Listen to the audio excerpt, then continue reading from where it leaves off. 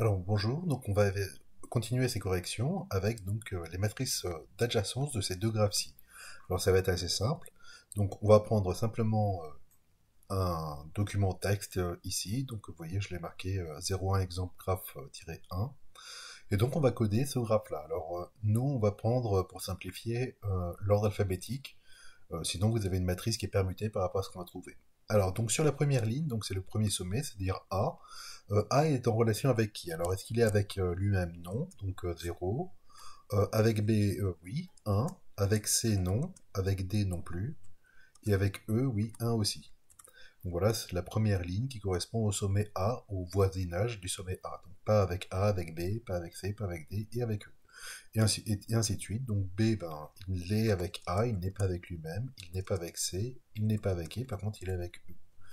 Puis vient le sommet C, donc ni A ni B ne sont ses voisins, lui-même n'est pas voisin de lui-même, par contre il est avec D et avec E. Enfin, le sommet D, alors pas avec A, pas avec B, mais avec C oui, pas avec D et avec E. Et donc le dernier, le sommet E, qui est voisin de tous les autres, sauf lui-même. Donc on a ça. Alors on peut voir que cette matrice, hein, bien, elle est symétrique. Vous voyez, donc la diagonale, il n'y a que des zéros. Et puis donc là, il y a 1, il y a 1. Enfin bref, la première colonne, c'est égal à la première ligne. La deuxième ligne, c'est la deuxième colonne, et ainsi de suite. Donc c'est une matrice symétrique, voilà, et c'est ça pour les graphes simples. Donc voilà pour notre premier euh, exemple de graphe. Voilà, je l'ai sauvegardé. Et donc on va passer au second exemple.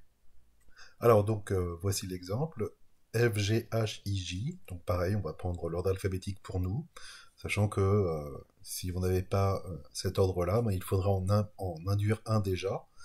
Et donc les matrices qu'on obtiendrait ne sont pas exactement celles que je vais vous montrer ici, mais ça va à une permutation près.